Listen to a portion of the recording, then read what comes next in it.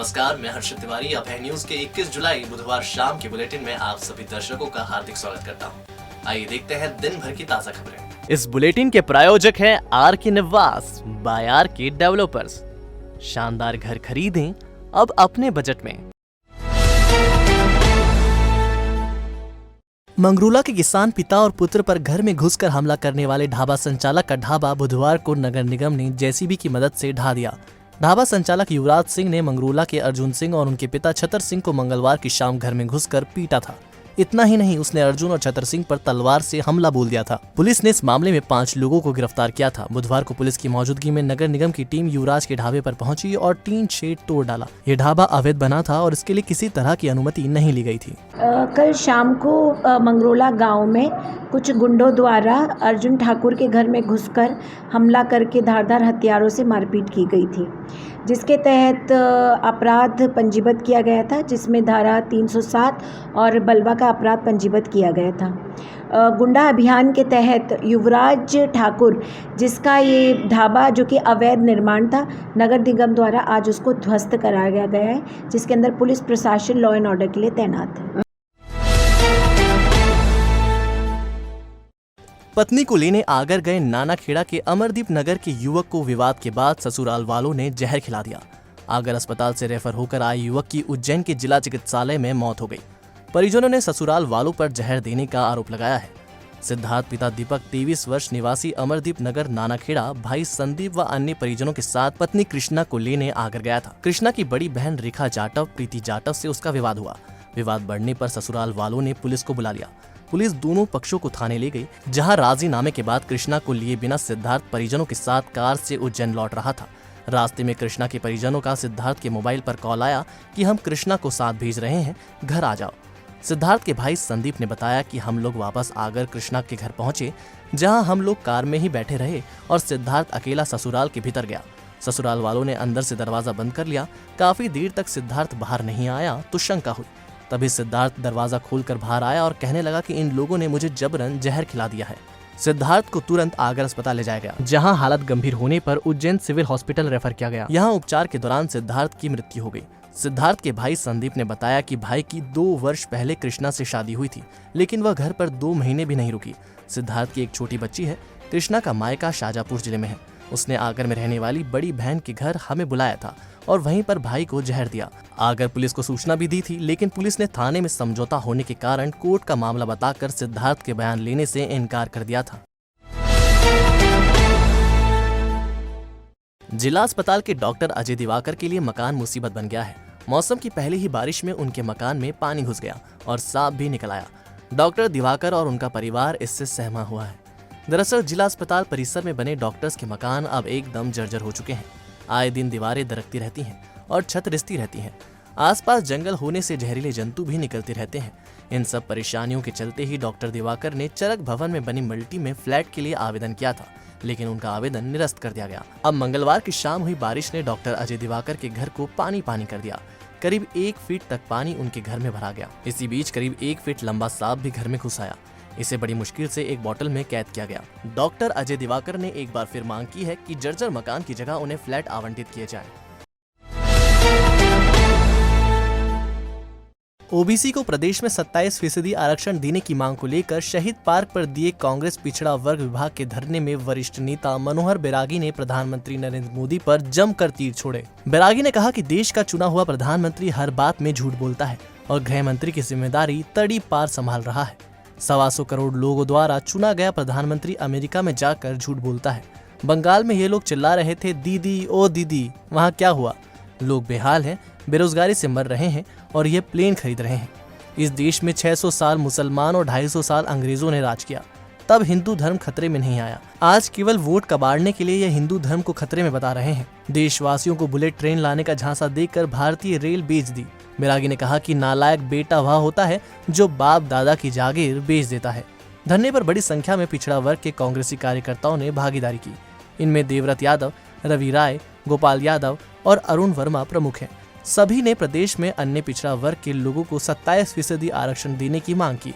हाल ही में इसे घटाकर सिर्फ 14% कर दिया गया है। धरने के बाद तहसीलदार को ज्ञापन सौंपा गया। आरक्षण दिया गया था, 27% आरक्षण दिया गया था। इस सरकार की नाकामी की वजह से आरक्षण घटा के 14% करा गया। हम सरकार का घोर विरोध करते हैं। इस सरकार से हम ये भी आशा करते हैं कि हमारा आरक्षण जो पहले कमलनाथ जी सरकार ने 27% करा था, ऐसा ही 27% करा जाए।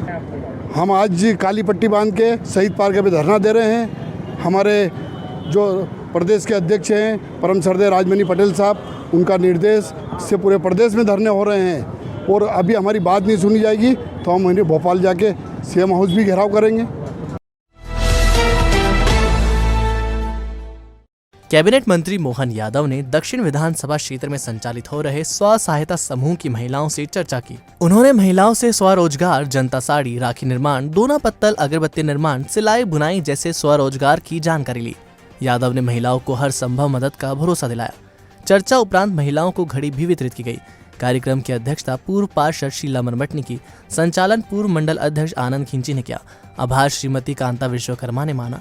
इस दौरान माधवनगर मंडल अध्यक्ष पर्वत सिंह जाट, मंडल महामंत्री प्रवीण सनोटिया, जितेंद्र कुवाल, मधु कोठारी, सुनील चावंड, कन्हैया लाल ललावत, संजय अग्रवाल, महेश खंडेलवाल आदि उपस्थित थे। आज हमने स्व सहायता समूह की उच्च शिक्षा मंत्री जी के द्वारा यहाँ पे मीटिंग रखी गई थी। सबको आत्मनिर्भर बनने के लिए, उनने सभी बहनों को रोजगार देने के लिए धन्यवाद दिए और सबको आश्वासन दे के सबको जो अपनी महिला स्व सहायता समूह की है उन्हीं को आत्मनिर्भर बनने के लिए शीला मनमट जी और कांता विश्वकर्मा जी के द्वारा हमने यही कदम उठा के सभी महिलाओं को आगे बढ़ाना। धन्यवाद। समय रहते सटीक जांच, होगा कोविड का सफल इलाज। पल्स पैथोलॉजी, कई वर्षों का विश्वास। सैंपल दें और 2 घंटों में रिपोर्ट लें। हमारे यहाँ पाएंगे विश्व स्तरीय 4th जनरेशन मशीन कीलिया द्वारा COVID profile, hormone test, tumour, cancer सहित सभी प्रकार की जांचें। एमडी पैथोलॉजिस्ट की देखरेख में। हमारा पता 48 गौरव टावर, शिव मंदिर के पास, श्रीगंज, उज्जैन। 9752845324। झारला में बकरी ईद पर्व उत्साह के साथ मनाया गया। कोविड संक्रमण के कारण सोशल डिस्टेंसिंग के साथ 6 लोगों के समूह में नमाज अता की गई। तहसीलदार महोदय और थाना प्रभारी जी की जो आदेश आए थे उसके मुताबिक हम लोगों ने जामा मस्जिद हल्ला के अंदर 6 लोगों ने नमाज अदा की है, सोशल डिस्टेंसिंग का पालन करते हुए। वैक्सीन की कमी से जूझ रहे झारला तहसील को इस बार 1100 डोज आवंटित किए गए हैं। इसमें से 250 डोज केवल झारला के लिए रहेंगे। पिछली बार इनकी संख्या सिर्फ 200 थी। इस कारण सेंटरों पर मारामारी की स्थिति बन गई थी। एसडीएम ने झारला को ज्यादा डोज देने का आदेश जारी कर दिया है। गौरतलब है कि वैक्सीन लगवाने के प्रति लोग काफी दिलचस्पी ले रहे हैं। इसके चलते सेंटरों पर भारी भीड़ उमड़ रही है। डोज कम होने से कई मर्तबा लोगों को वापस लौटना पड़ रहा है। नशीली दवा बेचने के आरोप में ड्रग इंस्पेक्टर धर्म सिंह कुशवाहा ने झारला के जैन मेडिकल स्टोर का लाइसेंस 1 महीने के लिए निलंबित कर दिया। दरअसल क्षेत्रीय विधायक बहादुर सिंह चौहान ने स्वास्थ्य विभाग के प्रमुख सचिव को शिकायत की थी। जांच के बाद लाइसेंस निलंबित कर दिया गया। इंदौर के शराब कारोबारी अर्जुन ठाकुर पर सरेआम गोलीबारी करने वाले गैंगस्टर सतीश भाऊ और उसका गुर्गा चिंटू ठाकुर एनकाउंटर के डर से बुधवार तड़के सरेंडर हो गया है। भाऊ की गिरफ्तारी की कहानी भी सलीम जावेद की किसी पटकथा की तरह है। सरेआम गोली चलाने की वारदात करने वाले भाऊ ने इंदौर पुलिस के साथ सीएम शिवराज सिंह चौहान को भी एक तरह से चैलेंज कर दिया था। इसके चलते ही पुलिस की टीमें भाऊ को इंदौर, उज्जैन, रतलाम, देवास, भोपाल, ग्वालियर के साथ जयपुर में तलाश रही थी, लेकिन भाऊ भोपाल बाईपास स्थित एक ढाबे से गिरफ्तार कर लिया गया। भाऊ की गिरफ्तारी की दास्तान सबसे पहले इंदौर के एसपी पश्चिम क्षेत्र आशुतोष बागरी के जरिए जानते हैं। बागरी के मुताबिक सतीश भाऊ और उसके गुर्गे चिंटू ठाकुर को भोपाल बाईपास से बुधवार सुबह पकड़ा गया। आरोपियों को पकड़ने के लिए पुलिस लगातार दबिश दे रही थी। इससे ये भारी दबाव में थे। एक सूचना के आधार पर आरोपियों को भोपाल बाईपास से पकड़ लिया गया। इनका तीसरा नामजद साथी हेमू ठाकुर फरार है। उसकी गिरफ्तारी के प्रयास कर रहे हैं। अब आइए हम आपको इस गिरफ्तारी का सच बताते हैं। ये सच एकदम फिल्मी पटकथा की तरह है। दरअसल वारदात करने के बाद से ही सतीश भाऊ अपने राजनीतिक आका के संपर्क में था। उसे डर था कि पुलिस उसका एनकाउंटर कर सकती है। इस डर ने भाऊ को अपने आका से मदद लेने के लिए मजबूर किया और उसके बाद सरेंडर या गिरफ्तारी की पटकथा लिखी गई। इस राजनीतिक आका ने भाऊ की सेटिंग जमाई और पुलिस को एनकाउंटर नहीं करने के लिए तैयार किया। इसके बदले में सतीश भाऊ और चिंटू ठाकुर को सरेंडर कराने की योजना सामने रखी गई। पुलिस के वरिष्ठ अधिकारियों से सरेंडर के संबंध में चर्चा की गई और दोनों पक्षों में सहमति बनने पर सतीश भाऊ और चिंटू ठाकुर को भोपाल बाईपास स्थित ढाबे पर भेजा गया। इसी बीच चारों तरफ से पुलिस ने दोनों को घेर कर गिरफ्तार कर लिया। चूंकि मामला सहमति का था, इसलिए दोनों तरफ से किसी तरह का प्रतिरोध या जवाबी कार्रवाई नहीं हुई। गिरफ्तारी के बाद आरोपियों को सीधे विजयनगर थाने ले जाया गया, जहां इनसे पूछताछ की जा रही है। गौरतलब है कि गैंगस्टर सतीश भाऊ, चिंटू ठाकुर और हेमू ठाकुर ने विजयनगर क्षेत्र में शराब कारोबारियों के सिंडिकेट ऑफिस में घुसकर सोमवार को शराब ठेकेदार अर्जुन ठाकुर को गोली मार दी थी। हाई प्रोफाइल मामला होने से पुलिस भाऊ और ठाकुर बंधुओं की तलाश में लगातार शहर दर शहर दबिश दे रही थी और ये इधर उधर छुपते फिर रहे थे। पुलिस की सख्ती से एनकाउंटर के डर ने दोनों को सरेंडर होने पर मजबूर कर दिया। कई जगह पे टीमें भेजी गईं, उज्जैन, जयपुर और देवास, जहां भी पुलिस को सूचना लगी पुलिस ने अपनी टीमें रवाना करी। इस पूरे केस को आईजी सर और डीआईजी सर पर्सनली सुपरवाइज कर रहे थे और आज जो है पुलिस को सफलता हाथ लगी है। पुलिस ने भोपाल बाईपास से 2 आरोपियों को पकड़ा है, जिसमें से सतीश भाऊ, ये यहाँ का नामी गुंडा है, और चिंटू ठाकुर, इन दोनों को पुलिस ने राउंड अप किया है और इनसे जो है पूछताछ चल रही है। इसमें अभी वर्तमान में हेमू ठाकुर है, जो अभी नामजद आरोपी है, इसमें फरार है। उसकी गिरफ्तारी के लिए टीमें रवाना हैं। हर संभव उनकी गिरफ्तारी के प्रयास किए जा रहे हैं और हमें पूरी उम्मीद है कि हेमू ठाकुर को भी हम बहुत जल्दी राउंड अप कर लेंगे। इसमें जो है ऑलरेडी कल ही हम जो है एनएसए इसका तैयार करवा चुके हैं इसमें आरोपियों का, और ये भी हम कह रहे हैं कि इसमें जितने आरोपी बनेंगे, जिनकी भी इसमें भूमिका आएगी, उन सभी के खिलाफ एनएसए की कार्रवाई की जाएगी। इनके संपत्ति का पता लगाने के लिए कि इनके पास जो संपत्ति है, चाहे सतीश बाबू हो, चाहे वो चिंटू ठाकुर हो, चाहे वो हेमू ठाकुर हो, या कि अन्य लोग हैं जो कि इसमें आरोपी अभी बनने हैं, उनकी संपत्ति का विवरण पुलिस खंगाल रही है और 3 का पुलिस ऑलरेडी नगर निगम को भेज चुकी है। नगर निगम ने अपनी कार्रवाई स्टार्ट कर दी है। नगर निगम उसमें वेरीफाई कर रहा है।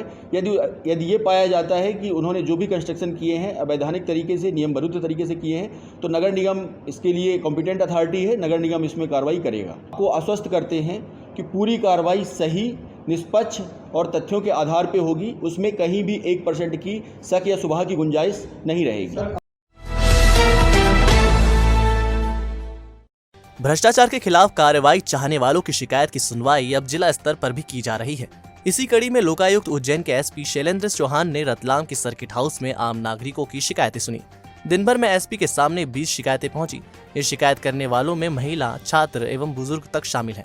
शैलेंद्र चौहान ने बताया कि संभागीय मुख्यालय पर कई लोग शिकायत करने नहीं आ पाते, उनके लिए शिविर लगाया गया था। शिविर में मिली अधिकतर शिकायतें विभागीय हैं और उनकी जाँच की जाएगी। पुलिस अधीक्षक लोकायुक्त कार्यालय उज्जैन की तरफ से आज हमने यहाँ पर एक कैंप लगाया था। कैंप का मकसद जो दूरस्थ इलाके हैं, संभाग से दूर हैं, जहाँ पर कई व्यक्ति जो अपनी मजदूरी, दिन का काम छोड़कर या व्यवसाय छोड़कर या चल फिरने में परेशान जो व्यक्ति फिजिकली नहीं आ सकते, उन लोगों को अपनी समस्या है तो उनको वहीं पहुंचकर उनकी समस्याएं सुनी जा सके, और जो लोकायुक्त के हमारे जो एक्ट के हिसाब से जिन पर हम लोग कार्रवाई कर सकें, उन शिकायतों को हम लोग आगे लेंगे। ये मामला था सर, ये उच्च न्यायालय के आदेश के अनुसार पूर्व जेवीएल की भूमि की नीलामी की प्रक्रिया प्रारंभ की गई थी। इसमें जो है तत्कालीन जो जिम्मेदार अधिकारी लोग हैं, उनके द्वारा बोली में भाग, जैसे बोली में अगर मैंने भाग लिया है और मैंने पैसे जमा कराया है तो नीलामी समाप्त होने पर जो है रजिस्ट्री मेरे नाम होना चाहिए। और इसमें ऐसा न होते हुए जिस व्यक्ति के नाम बोली स्वीकृत हुई है उसको रजिस्ट्री न कराते हुए इनके द्वारा दूसरे और तीसरे पक्ष को रजिस्ट्री की गई। इस पर कोई कार्रवाई नहीं हुई, इसलिए मैंने लोकायुक्त महोदय एसपी साहब जो आज रतलाम आए, कैंप रतलाम में, उनको मैंने शिकायत प्रस्तुत की है। उनके द्वारा बताया गया, आश्वासन दिया गया कि मामले को दिखवा जाएगा और संबंधित से रिकॉर्ड तलब किया जाएगा और आपसे भी रिकॉर्ड लिया जाएगा।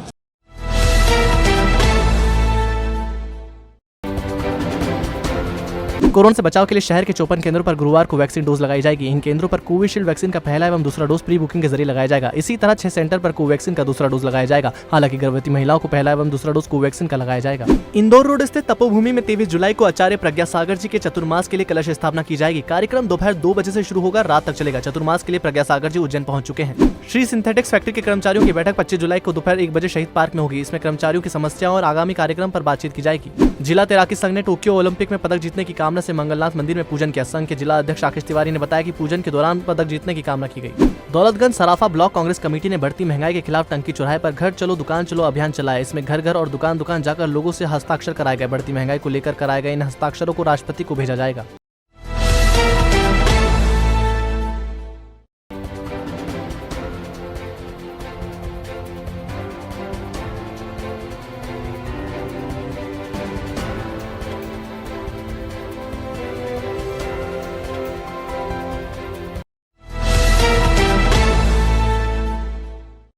तो आपने देखा हमारा बुलेटिन। आपको हमारा बुलेटिन कैसा लगा, इसका फीडबैक कमेंट सेक्शन में जरूर दीजिएगा। कल फिर मिलेंगे नए बुलेटिन के साथ। नमस्कार।